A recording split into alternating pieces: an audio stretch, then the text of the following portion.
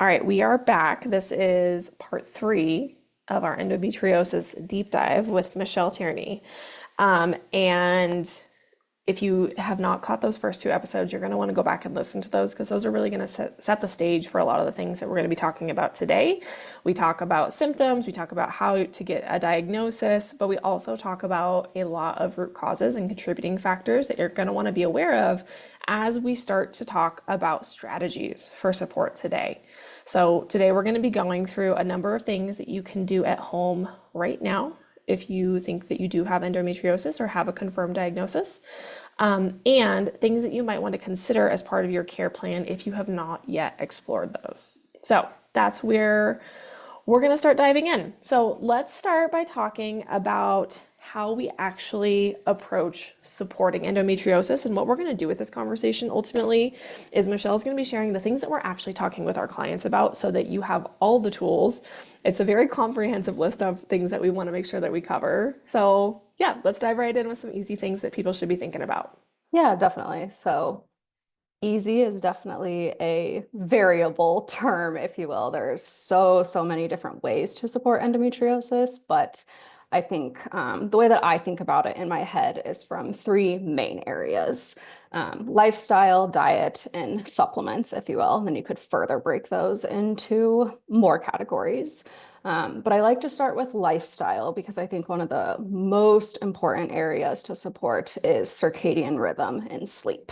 That kind of sets the foundation for immune health. It contributes to inflammation, which are both two of those cornerstones of endometriosis. So I really like to start there. And there's so many ways that you can support circadian rhythm. Number one is try to set yourself up to have the most optimal sleep possible. So thinking about 7 to 9 hours for most of us. Those with something like chronic fatigue in addition to endo might need more like 8 to 10 hours. And that is totally okay, but do what you need to do to support sleep. So when I'm talking about that with clients, I think of getting sunlight. That's one of the most important things that we can do for hormonal health and, again, circadian rhythm. If you can get morning sunlight, even if it's only 5 minutes, 10 to 20 or 30 would be even better, but as early morning sunlight as you can get. Honestly, I will go outside and give my dogs a treat and literally just like pace in my backyard for 10 minutes if I can in the morning. If you can enjoy your, warm drink or even your breakfast outside, that would be another good option. And then thinking about trying to get two, if you can't get that, 90 minutes to even 3 hours of sunlight a day is pretty optimal. I know that can seem like a lot to people who have like a typical 9 to 5 job. So do the very best that you can, but getting enough sunlight is very important. I also think about creating a nighttime routine. So we know that blue light can be very detrimental to not only our overall health, but that circadian rhythm and melatonin secretion at nighttime, which is a hormone that helps with sleep. So if you can wear blue blockers at nighttime, that could be really supportive. If you need to create like an entire routine where maybe you drink a cup of chamomile tea. Chamomile is great for numerous functions in the body, not only sleep. So that could be helpful. Trying to avoid screens. I know a lot of people like to enjoy their shows, and I actually think that is okay. We don't need to be like too rigid about everything, but if you can set some boundaries with like scrolling your phone or working on your computer super late at night, try to find activities that involve a little bit less blue light. If you can read at nighttime, if you have a Kindle, I would say that's okay. I would still wear blue blockers and maybe try to get like a red light lamp or something. Or you could get a red light lamp and just read a good old-fashioned book. Do you have a favorite brand of blue light blockers that you recommend often? Yes, I personally like Bond Charge. They were kind of like some of the OGs in the field, if you will. They used to have a different name, but Viva Rays is also a super cool brand that I've looked into. They have a pair of glasses where you can actually change the lenses to fit like morning time, middle of the daytime, and the nighttime. They're like different colored lenses that block different rays of light. I love that because Yep. otherwise you end up with like three different types of blue blue light blocking Yes, glasses. So that's good. Okay. exactly. Awesome. Okay, so that's super helpful, and I think this is often some of the things that are the hardest to implement, but they're the things that we know we should be doing, and it's going to be very important. I think there's a lot more people talking in the hormone space in particular about the importance of circadian rhythms and how crucial this is for us, and it's so easy to overlook this in our daily routines, especially in modern culture. For sure. So let's talk a little bit about diet next, because there are some key dietary things that you might consider. And of course, we're going to keep in mind that everyone's bio-individual and there might need to be variations in this based on what's happening for you. And if there's, of course, blood sugar issues or anything like that that we want to be aware of. Yeah, definitely. So diet is a huge, huge category and a very, very supportive way to support your overall health and body with endo. So I kind of break this down into multiple categories, if you will. The number one thing that I like to think of is a general anti-inflammatory diet, because again, inflammation is such a huge process of endometriosis, and you can support the reduction of inflammation through diet. So after lifestyle, definitely diet is a huge one. It gets a little bit tricky because there's many different definitions of an anti-inflammatory diet, and it honestly could look different for each individual. So that's where something like working with a practitioner or doing some testing, which I think we're going to talk about later on, that can be really helpful to kind of narrow down exactly where your inflammation is stemming from. But in general, the most research connecting diet to endometriosis has been done on the Mediterranean diet. So just big picture thinking, that is a fairly good diet to support yourself. I think the trickiest part comes because the Mediterranean diet that a lot of people are aware of isn't like the true Mediterranean diet that people in the Mediterranean are eating. So the Americanized Mediterranean diet tends to limit red meat, and I don't necessarily agree with that. There is some research connecting, high intakes of red meat to progression of endometriosis, but if you really look into the studies, they don't necessarily dig into like the types of red meat. So like grass-fed versus conventional, or even just like a conventional red meat versus like processed sausage or bacon, things like that. So a lot of people with endometriosis have iron dysregulation, even iron anemia. And so red meat is actually, a really supportive food that you might need to include in the diet. So with that being said, in general, a Mediterranean diet is going to encourage plenty of protein. In my own journey with supporting endometriosis, adding in more protein was like the single best thing that initially supported me. When I went from being a vegetarian and then eating more of like a fruit-based breakfast and having some protein at lunch and dinner to having 30 plus grams of protein at each meal, I literally had 6 cycles in a row without any pain. And this was before surgery. Of course, I was doing so much that there could have been a couple other factors, but I truly, truly believe that that was one of the biggest ones. It's so, so important to support the liver. The liver is involved in detoxification of estrogen, another, kind of hallmark of many of us with endo. It's involved in the detoxification of all the toxins that we talked about in the previous episode. So I think we often think of like milk thistle as being super supportive for.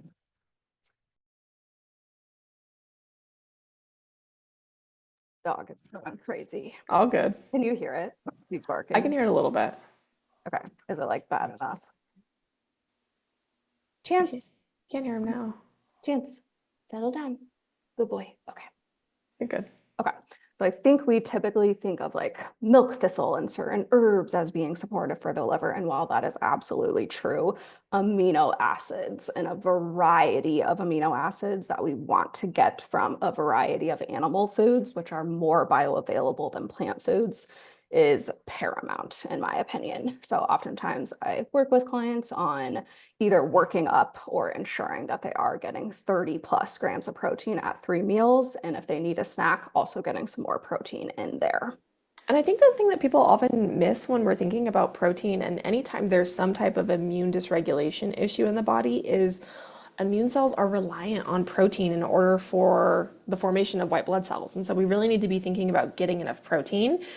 It's kind of a pain in the butt to Yeah. do, especially to get enough of it. And it feels like so much food when you're really adjusting up to everything. But most people are highly protein deficient. And so we would realistically then see immune issues. So this is a pretty straightforward one, and it's going to be dependent. I know you said like 30 grams per meal. I usually think about, yes, 30 grams per meal, and then also like take the ultimate goal of like roughly your body weight in pounds. That's how many ounces, or sorry, I mean, that's how many grams of protein you want to be aiming for on a daily basis. Don't Yep. jump there by any means, like Right. work your way up, but that's where Yep. we really want to be going. Yep, definitely. The RDA of 0.6 grams per pound of body weight, in my opinion, is way too low. So, yep, maybe starting with 0.8 and then working up to 1 gram, if not even sometimes 1.2 to 1.4, especially if you have like co-conditions like POTS. That can be really, really beneficial. So, yep, protein rich Mediterranean diet. Another kind of like fun fact, and one thing that I see almost no one talking about, but that is very important, is preparing your proteins properly, or as properly as can be. Way back when, we actually used water to cook most of our proteins. And that reduced something called AGEs, which stands for Advanced Glycation End Products. Those AGEs are created when we use high heat. So thinking like grilling, even like roasting in the oven.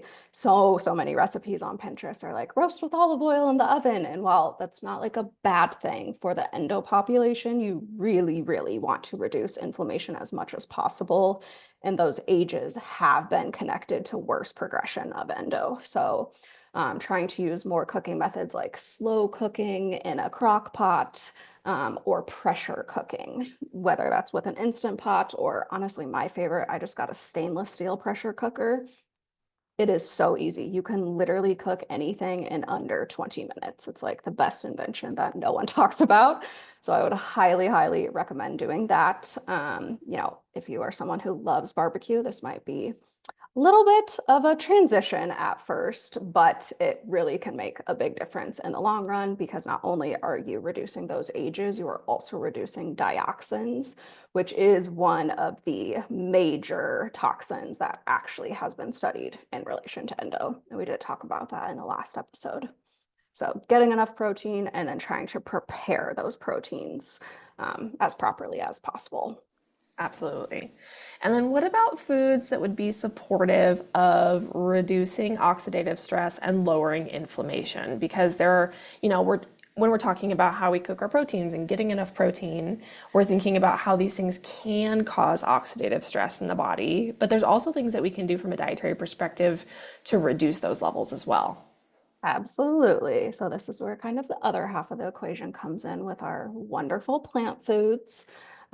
Whereas proteins and the bioavailable proteins are, more of the animal foods. Things that support antioxidation are going to be our fibrous, very, very colorful plant foods. So in particular, I like to encourage people to get as much, or people with endo to get as much brightly colored purples and red foods as they can. So whether that's through fruit or vegetables, or even like pure fruit juices, those are not only going to be some of the highest antioxidant foods, they are also going to be very gut promoting. So those colors specifically feed Akkermansia muciniphila, which is a very unique bacteria in the gut.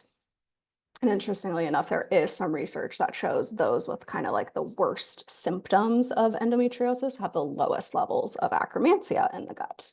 Because it's such a unique bacteria, it's actually involved in like the gut lining. It's not just like a typical bacteria that ferments veggies and fruits and creates postbiotics, like short chain fatty acids, but it's actually literally involved in like helping keep the lining of our gut intact, which then can prevent something called leaky gut, which ultimately allows toxins and food products and things we don't want crossing that gut lining to enter the bloodstream, which can then trigger more inflammation or immune type of reactions. Again, cornerstones of endo. So definitely red and purple foods, tomatoes, berries, blackberries and blueberries, as well as I really like tart cherry juice at nighttime, just like 2 to 4 ounces. If you have insulin resistance, definitely err on the side, more of like 1 to 2 ounces. But cranberry juice, pomegranate juice, Trader Joe's has like a purple and a red juice, they call it. And just a little bit of those. I like to dilute them with some water and then sometimes add like a ginger tincture. And it's really good, supportive antioxidant and blood flow. And then bell peppers, that's another good red food. Eggplant would be another purple food. I do not love eggplant, but if you can figure out a way to, please let me know. Yeah, love it. And then let's talk about omega fatty acids because I think there's a lot of conversations around PUFAs and like omega-6 fatty acids and omega-3s. And like, I think there's a misconception that people think like you need only omega-3s and no omega-6s. So let's talk about what we're actually going for with these. Yeah, definitely. So when it comes to endo, we are definitely going for a balance of omega-6 to omega-3. I think there's a huge misconception, just like you said, that we only need omega-6s, or sorry, omega-3s, and that omega-6s are kind of like just totally off limits.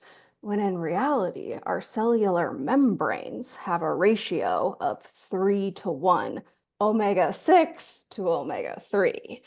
So we actually definitely do need omega-6s. We also need omega-3s. The quality of them is what is most important. There are equally as many low quality omega-3s as there are omega-6s. So with endo, you can make an argument that you want that ratio to possibly be just a tad bit lower, even though we still want to support the cellular membranes with that ratio. We also are going for like more anti-inflammatory activity than maybe the average person needs because of the disease process. So I just encourage healthy fat intake in general, which to me looks like a balance of saturated fats. So things like butter and ghee and tallow, those are really, really good to cook with. If you're gonna cook a protein on, like saute a protein, those are the best fats to actually cook with. If you slow cooked your meal or whatever, or prepared the protein in a different way, then you definitely want to consider adding some omega-6 or omega-3 to the meal. We get a lot of our omega-3s through fatty fish like wild caught salmon, sardines, mackerel, and anchovies. A variety of other fish also has omega-3s, but those four tend to be the highest, and they also tend to have the least amount of metal contamination because they're lower on the food chain. We can also get some omega-3s from olive oil. Higher polyphenol and organic olive oils tend to be the best.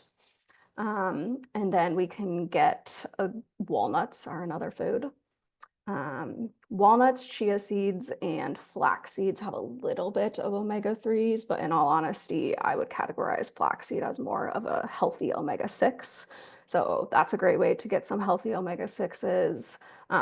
There are some healthy omega-6 oils like flaxseed oil or pumpkin seed oil, carrot seed oil, ones that aren't like super widely available in supermarkets, but you can certainly order them online.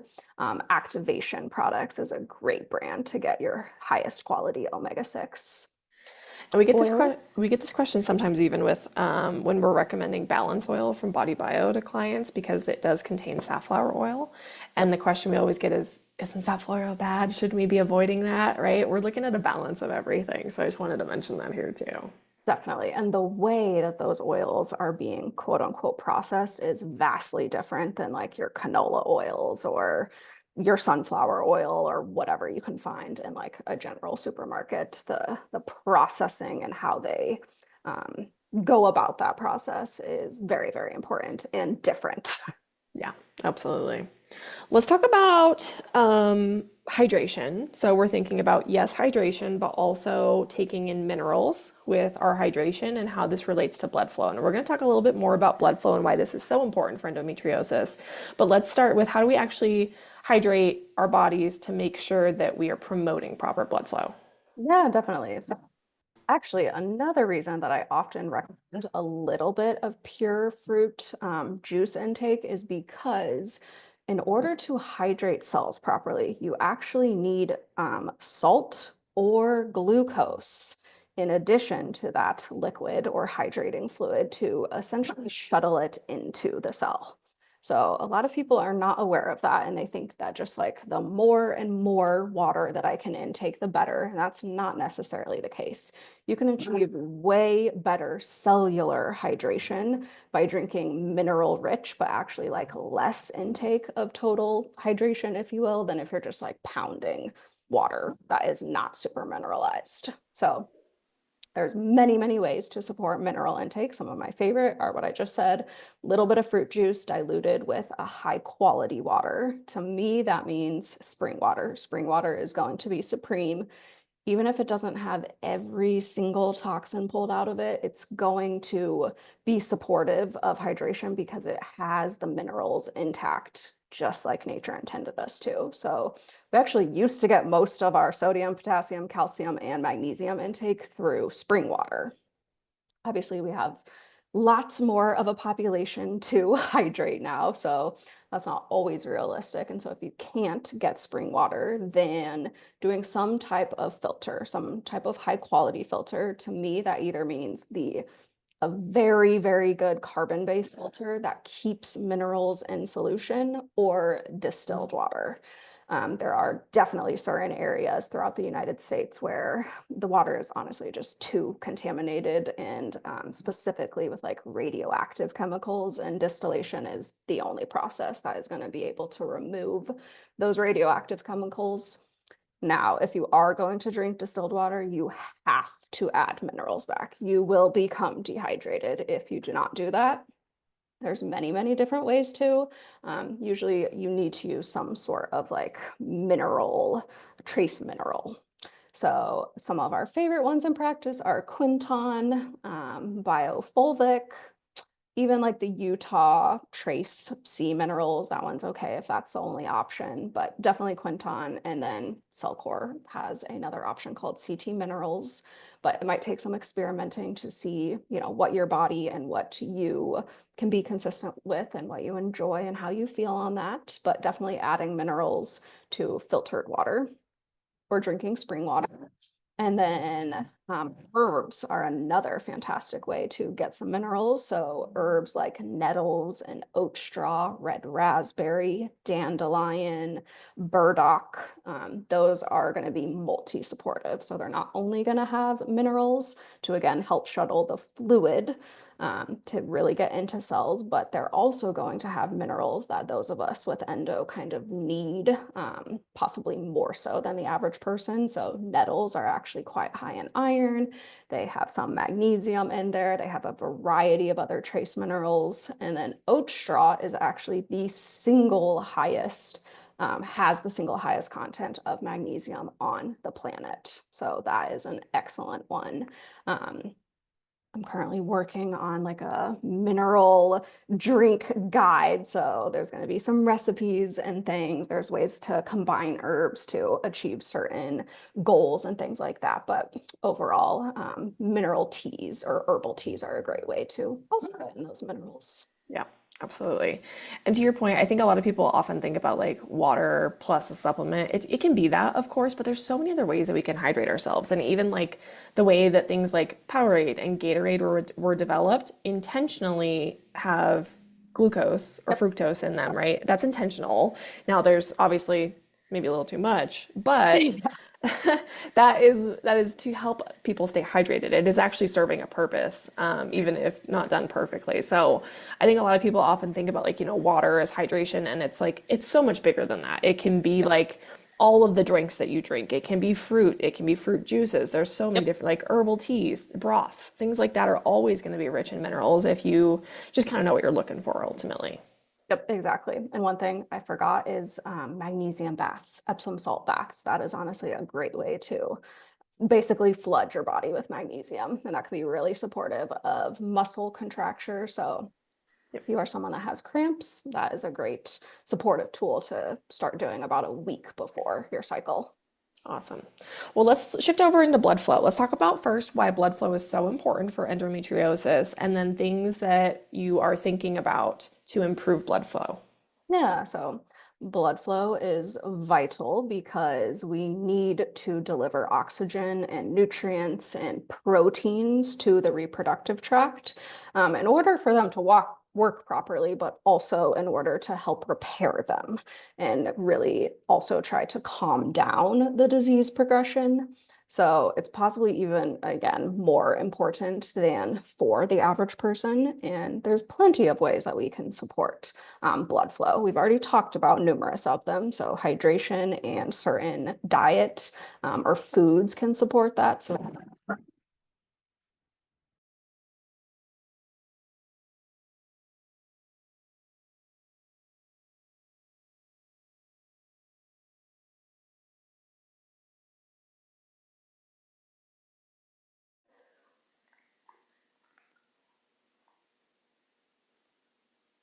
He's like, I got things to say. yeah, he's a watchdog for sure. Anytime he sees a dog. All good. Okay, where was I? Okay, so blood flow, certain hydration and certain foods can support that. So again, thinking about your antioxidants and brightly colored foods, but specifically those red foods again, like red food is going to support blood. And then for herbs, hibiscus and red clover, if you combine those, that can be super, super helpful for blood flow. But again, your like pomegranate, tart cherry, and cranberry juices are going to be super supportive of that blood flow. And then a variety of other lifestyle habits can also support blood flow. So, red light therapy comes to mind. We actually have an entire handout or guide for red light therapy and fertility, but it's also very conducive to general blood flow support to the reproductive tract. I personally like to do red light at least every other day on the uterine area, but you could also put it over both of the ovaries. So that can be super supportive. Self-massage can be really supportive. I don't necessarily have like a specific one that I like to do. I'll just go on YouTube and look up like reproductive blood flow massage. There's hundreds and hundreds of videos. Basically everything is on YouTube. So that can be helpful if you would like professional help. There are certain massage therapists, specific branch called Mercier therapy. They are kind of trained in a specific type of massage therapy that can not only support blood flow, but is even touted to be able to like open blocked fallopian tubes. So that's a series of 6 sessions that you do.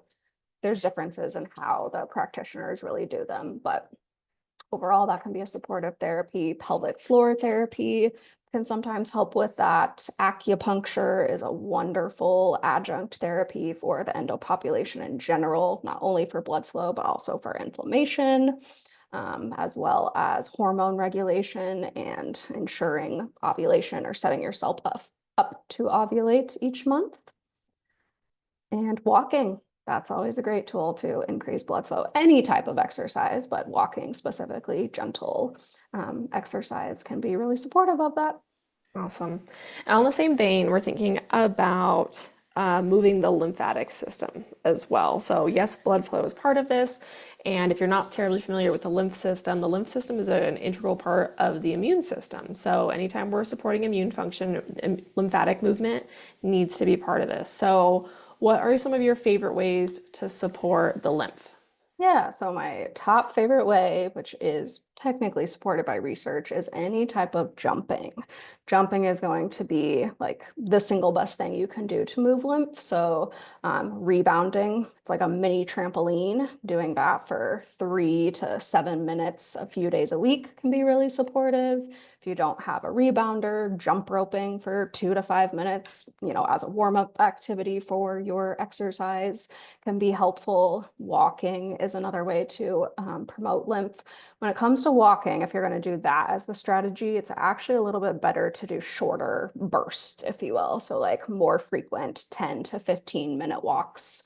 Although, a 30 to 60-minute walk is still very supportive.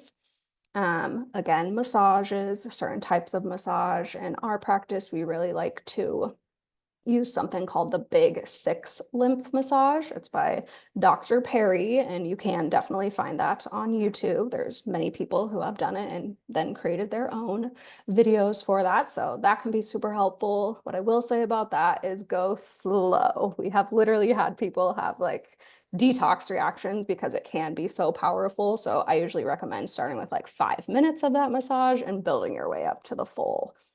I think you can do it ultimately in 20 to 30 minutes, but it can take some time to really get the mechanism down. That can be really helpful. And then some like higher, or I don't know the right word, more fun, if you will, if you really want to invest in lymph movement, something like a vibration plate or a PEMF. Is that the right? Yeah. Yes, acronym. A PEMF mat can also be helpful for that lymph. Yep, absolutely. And the vibration plate is basically like doing the job of like walking or running for you. So it's a little bit more passive of an option. And then the PEMF mat is more, it's pulsated electromagnetic frequencies. And so it's going to be more of like a frequency movement, but they have certain settings on different devices that can move lymph or help with inflammation and blood flow and all kinds of stuff. So Awesome. let's talk about the nervous system a little bit too, because this isn't like a direct connection, but people often miss the nervous system regulation component of this and why it's so important. Yeah, definitely. So going all the way back to that first episode, technically the definition of endo is a neuroimmune condition.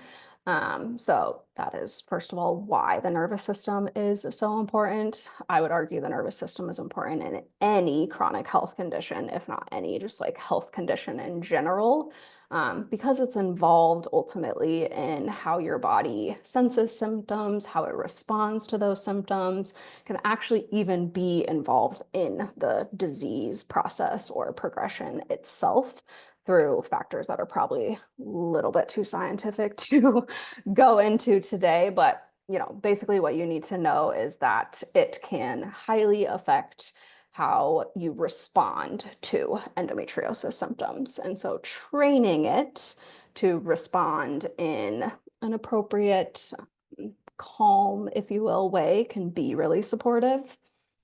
Now, you can do that through, all of the ways that we've already talked about. Something as simple as getting more sleep or improving your sleep can help the nervous system.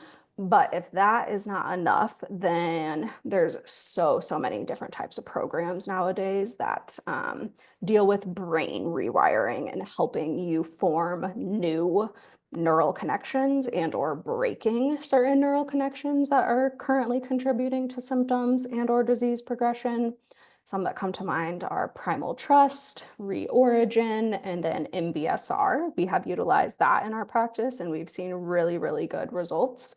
MBSR stands for mind, body, spiritual release. There's different techniques that you can do within that sector, but it basically works on releasing emotions that could be contributing, emotions and a variety of other things that could be contributing to the endometriosis. And from one of the earlier episodes, we did talk about how certain traumas and like negative frequency emotions, I do hesitate to say negative because I think they're very valid emotions, but they just have different energies that can contribute to the disease. And so releasing those or finding ways to appropriately cope with them and not get like stuck in them can be super supportive. And then I also think we just talked about this as a team a couple weeks ago, but if you're not so much into like doing a specific program or like a specific type of tool, kind of like zooming out and big picture thinking, how can I look at this situation as a journey, and how can I support myself not only on a daily basis, but like a, a bird's eye view. What is going to be able to help me cope with this condition, and help me get to a place where my body doesn't see it as such a major stressor. Does that make sense? Yeah, absolutely. I think when we're in the thick of diseases like this or symptom presentations or whatever it is, it's very easy to be in the moment to moment or day to day where it's like, this sucks and I hate this and I'm not getting this intended outcome. And when we can zoom out and kind of even just look back. So, for instance, I was listening to this great book last week that was talking about the way that you should measure success is measuring backwards. And so, if you can look back on, like, hey, it's not perfect yet. I'm not where I want to be. But if I can measure backwards of like, hey, this is improving, or here's the wins, or, I had really painful cramps last month and they're not quite so bad here. Or when they do come up, I can like approach those from the perspective of my body is safe. It's doing this to protect me. This is nothing wrong with me. It's just something that's happening, and you can like shift the perspective on it. It really changes the way that you have that big macro view of everything to make sense of your experience Yep. in life, which can drastically frame it to your point as being positive or negative if we're looking at it more of like, what is this doing to teach me versus like, why is this happening to me? Yes, yes, I love, love, love that. I was meaning to make sure I said that on this podcast. So thank you for reminding me of that. That's wonderful. I Yeah, also think a good nervous system tool that I forgot to mention is kind of what you just said, but like practicing gratitude. So when you're in the moment, you're on the bathroom floor experiencing those terrible, terrible cramps, trying to reframe it as best as you can to what could this be teaching me, and how can I express respect and gratitude for all that my body has done for me, before this. absolutely. Which is hard. It's a hard thing to do. So if you're being challenged by that, it's not like you're alone there by any means. For But sure. it is a skill, and the more you work at it, the better it gets. Just like learning a sport or learning an instrument or anything, like you have to work at that gratitude muscle essentially. Definitely.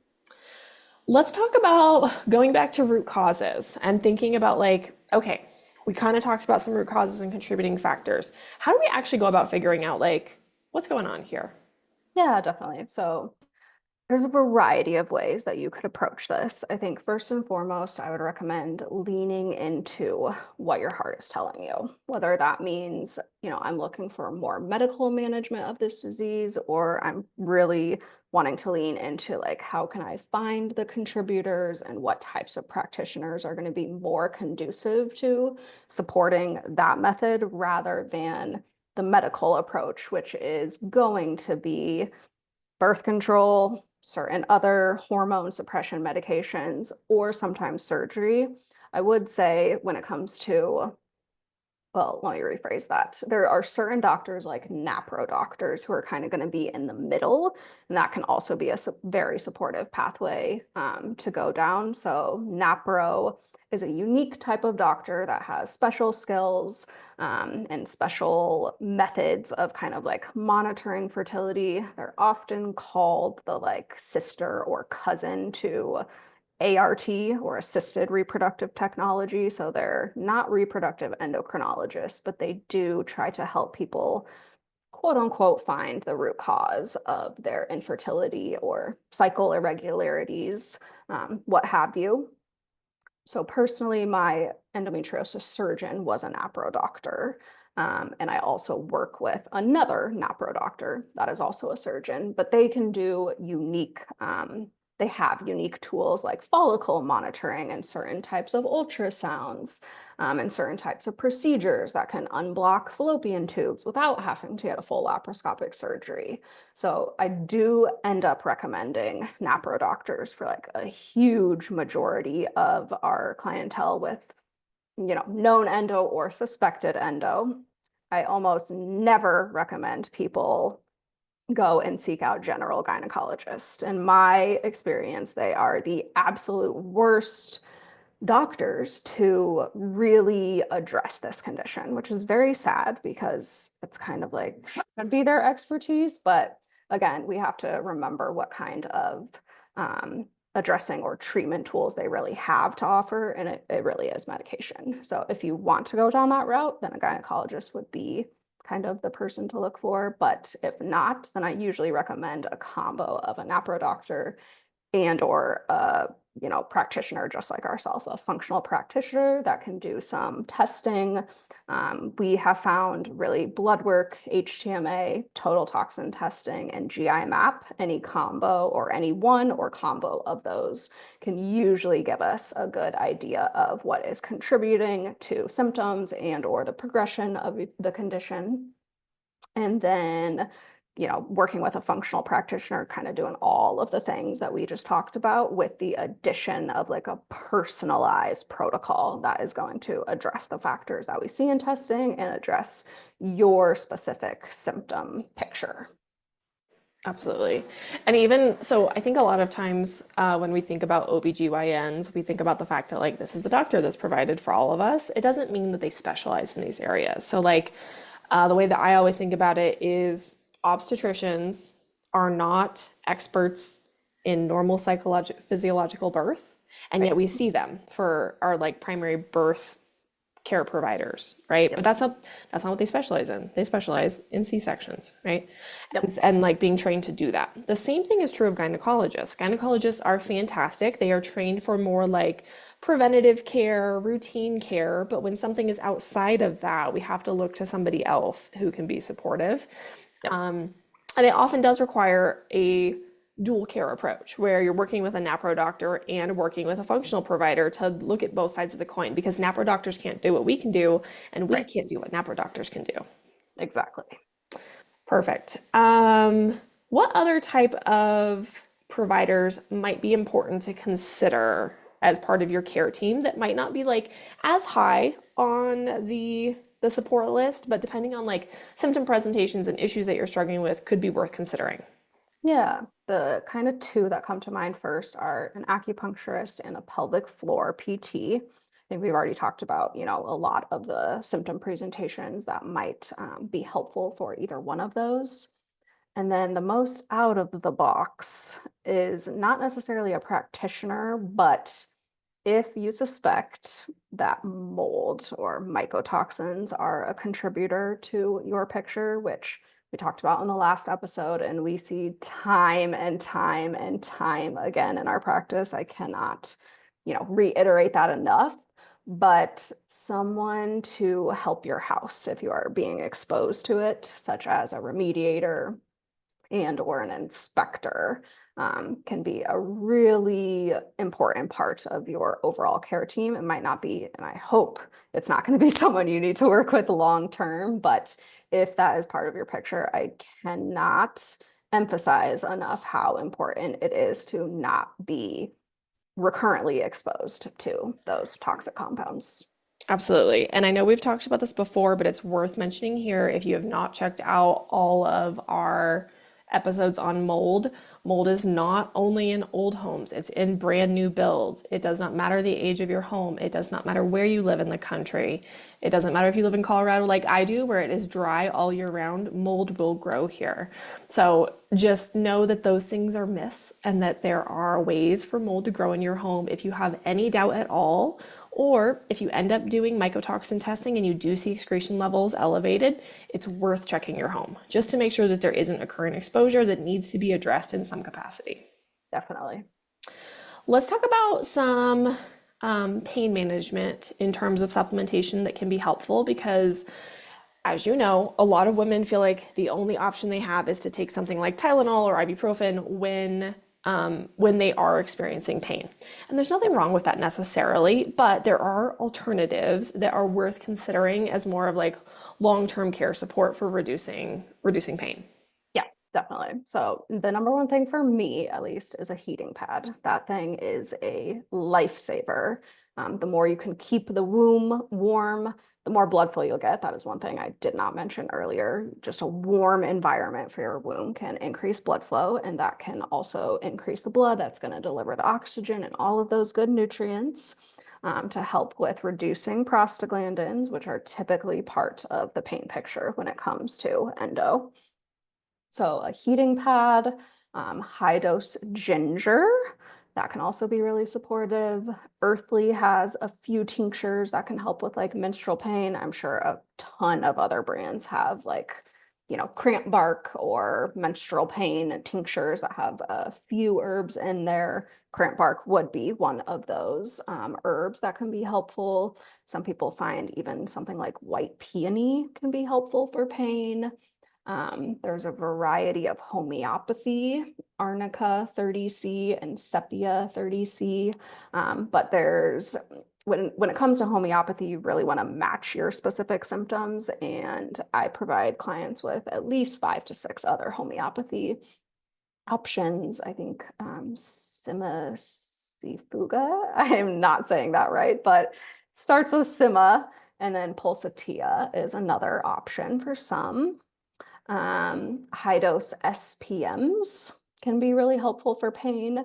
That would be even more helpful potentially if you also struggle with like headaches or migraines of any sort.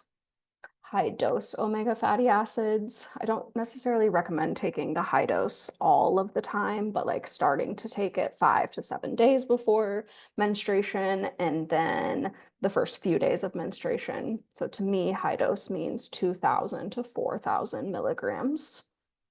My favorite brand of omegas is Metagenics, but what is that other brand? Biotics Research also has Biomega. That's really easy to high dose. So some people will choose that. And then those are honestly my go-tos for pain specifically. Vitamin E, I guess, would be possibly another one. Yeah, absolutely. The only other ones I would add is womb stringe is in a lot of products, especially those from Wish Garden, can help with pain relief for cramps. And then you mentioned this earlier, red light therapy. So thinking about heat, red light therapy can be a really effective pain relief in the acute term as well. Definitely. Awesome. Okay, let's get through some of these questions that people asked as well. I know we answered a few on the last one, and we're gonna fly through these again. But the big one here, does everybody need endometriosis surgery? No, no, no, no. So you could be, very well one of the lucky ones who does not need endosurgery and might be able to achieve your pain reduction and or fertility goals without surgery. One statistic to maybe kind of visualize this even better is that about 50%, 50 to 60% of us with endo have infertility. So if you do fall into that, yes, you might need surgery. You might need to remove the tissue in order to, fully support that fertility. But we have definitely had multiple clients in our practice with highly suspected endo and or confirmed endo be able to get, I say confirmed. It's been, variety of ways that can happen.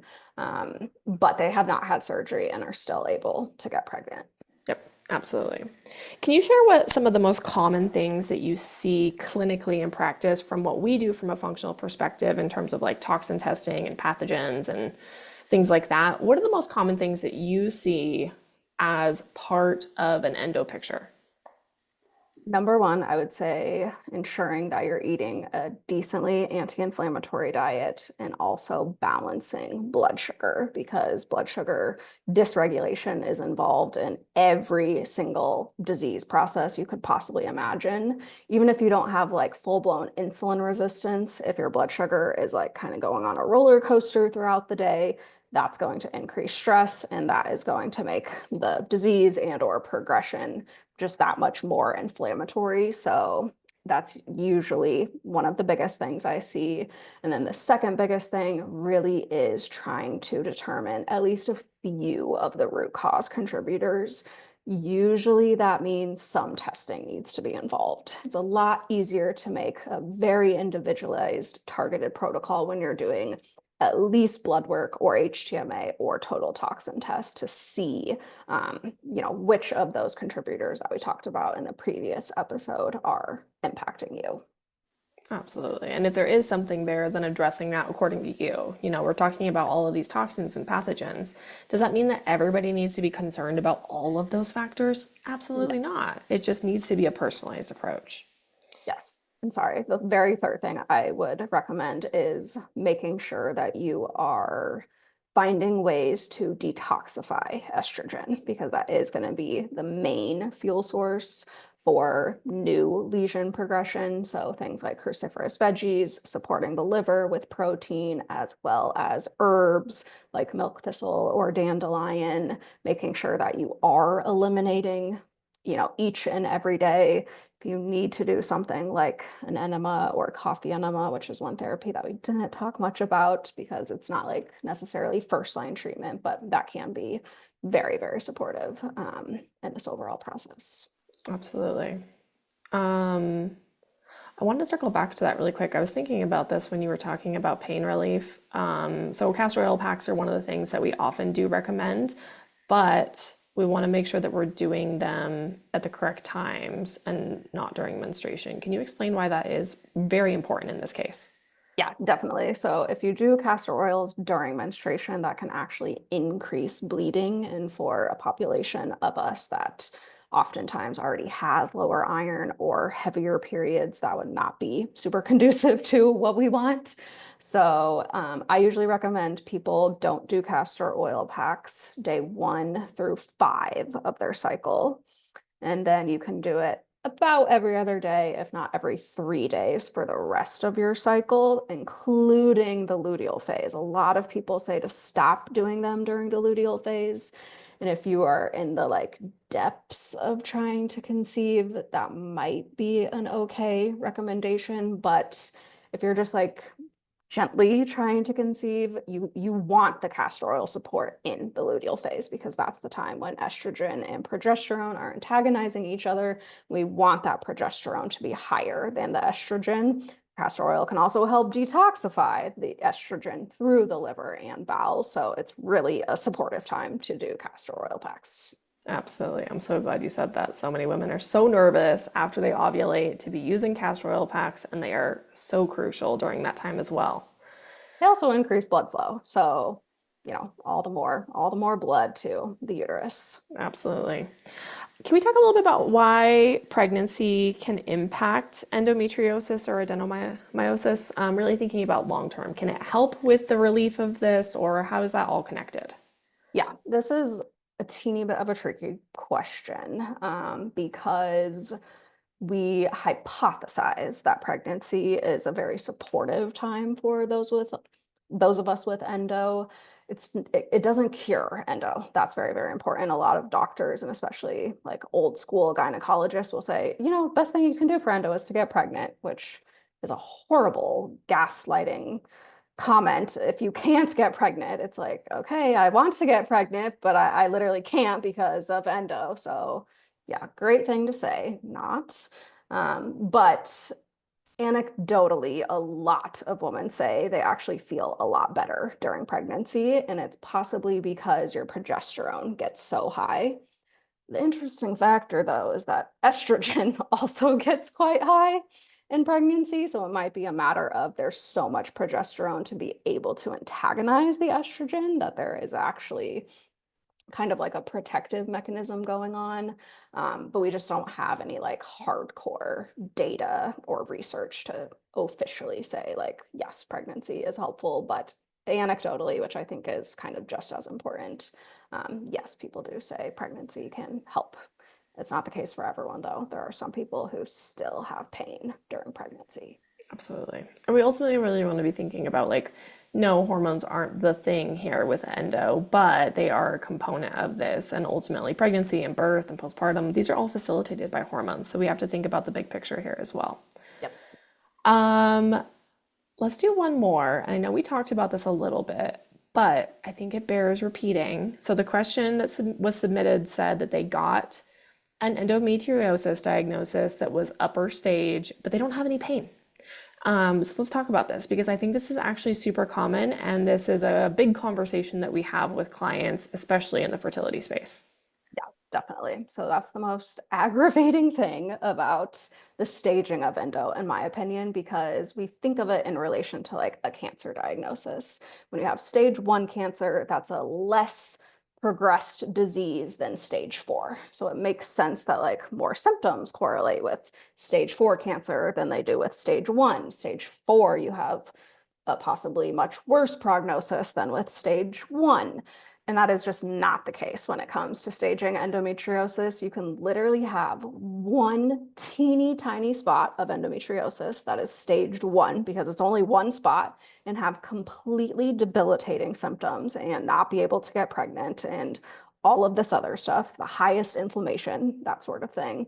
You can have stage 4 endometriosis, which usually involves deep infiltrating, sometimes involves like organs being adhesed together, and you cannot have any pain. You could have like silent endometriosis and still be able to get pregnant. So the staging does not correlate with symptomology, and or it should not be used as a way to invalidate your symptoms. I think that's really, really important. Just because you're staged with 1 or 2, don't let that mean anything super specific to you. Don't let that, tell you that your symptoms should be less or your pain should be less or whatever the case may be. Um, I personally think that we need to stage it completely different. But yeah, that's just my opinion. Awesome. Well, this has been a great conversation. I hope that if you have listened this far and this has been educational for you, please share it with somebody who needs help if they've been diagnosed with endo, if it's on their radar, if this made you think of somebody, share it with them so that they can get some help and have some guidance for moving forward. But thank you so much, Michelle. This has been amazing. Definitely. Thank you very much. I'm so glad to have joined, and I do hope it helps a lot of women.